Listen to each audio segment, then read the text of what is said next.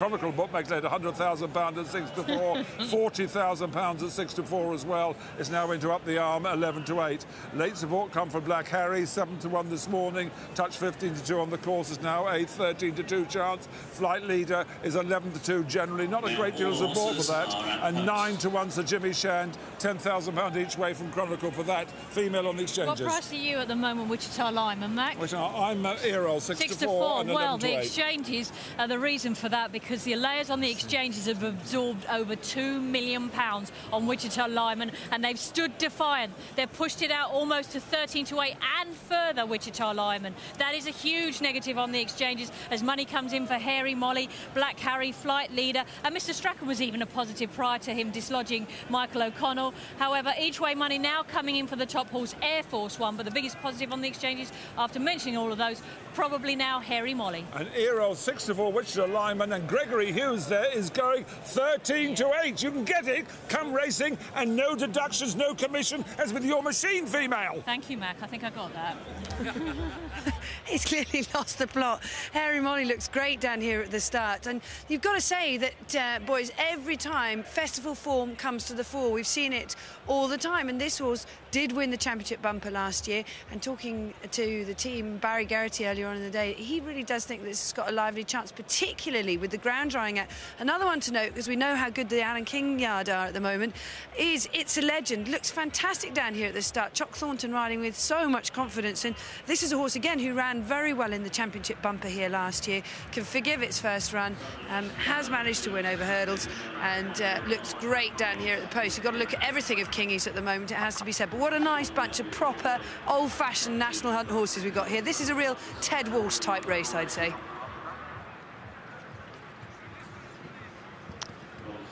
So this type of race, Ted, what do you think? It's a 3-mile staying hurdler. It's an opportunity for a lot of, you know, potential Gold Cup types, really, isn't it? Yeah, I think it just has weakened the Ballymore properties, 2 mile and 5 are too close, and lads just avoid one another. But it'll be a good race.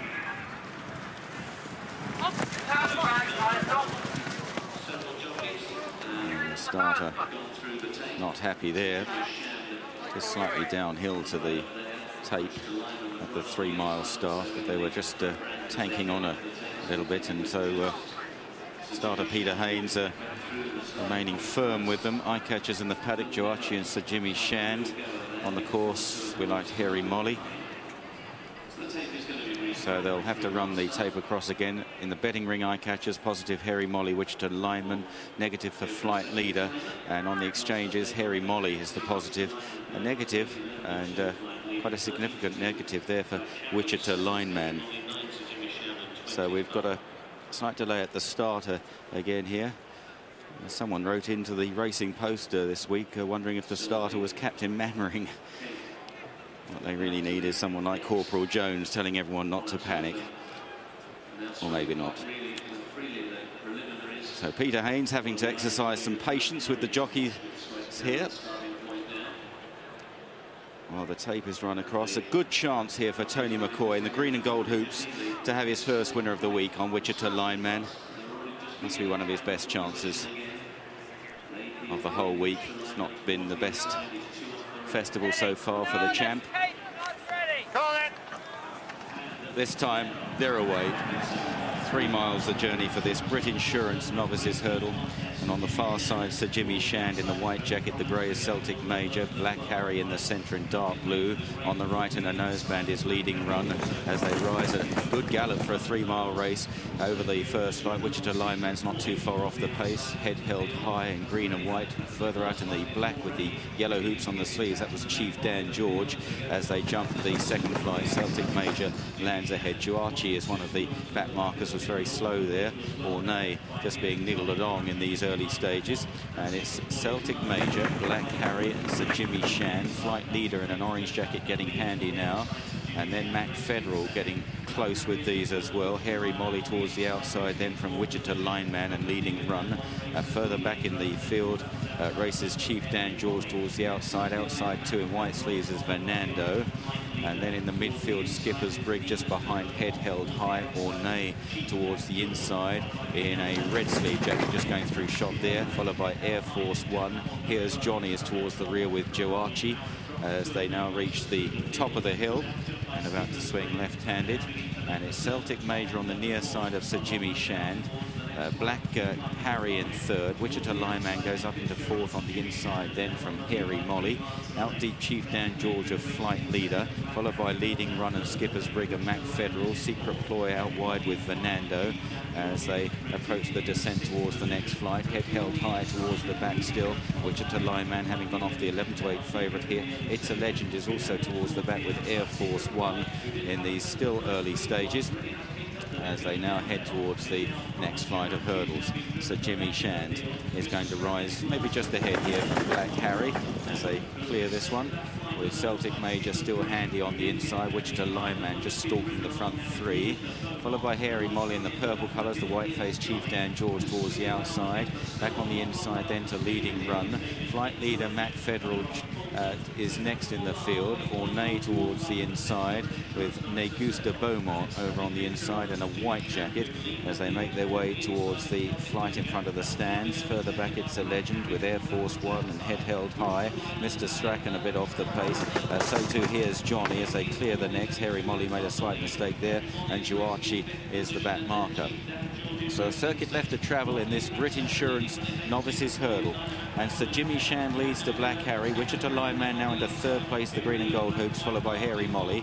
Chief Dan George, Flight Leader, Celtic Major nudged along Secret Ploy in a red coloured top out wide. Leading Run is next, then from Mac Federal and Skipper's Brig and Fernando. It's a Legend very wide on the course, followed by Ornay and Negusta Beaumont. Back in the field to Air Force One, then from Mr. Strachan. And here's Johnny and Juarchi, the last two. Passing the starting point and downhill to this next flight of hurdles. This is flight number 7 of 12. And Sir Jimmy Shand almost joined by Black Harry there. Wichita Lineman, the white-faced favourite on the near side, moving quite kindly for McCoy. Hairy Molly, Chief Dan George close up with Flight Leader. And then Mac Federal and Fernando over on the far side. Next then was Leading Run. Ornay is being driven hard from Secret Ploy and Head Held High, and It's a Legend as they continue along the back straight and over the next. So Jimmy Shand again took it in front, still amongst the back markers, Mr. Strachan and Juarchi, as they now make their way uphill towards the third last flight of hurdles. And so Jimmy Shand is almost joined by Black Harry, with in behind them Wichita Lineman having had a good run round. Hairy Molly is fourth, Leading Run is fifth. In sixth in the orange colours is Flight Leader, followed by Ornay as they now run towards three out, and Black Harry took over in front there. Mac Federal is one that's trying to run on from the back, but Black Harry took up the running from Sir Jimmy Shand, a half length down in second place now. McCoy gets to work on Wichita Lineman, who can hit a flat spot in his races. Hairy Molly goes into third as they run round this top turn, and these are followed by Here's Johnny staying on from the rear on the outside as they now reach the top of the hill, and behind these Air Force One trying to reel them back with Mac Federal and Leading Run. Running downhill then Black Harry, Sir Jimmy Shand, Hairy Molly. Wichita Lineman hard at work but does stay very well, and they're clear of Here's Johnny and Mac Federal as they run down towards the second last in the Brit Insurance, and it's Black Harry, Wichita Lineman now responding to pressure right alongside there.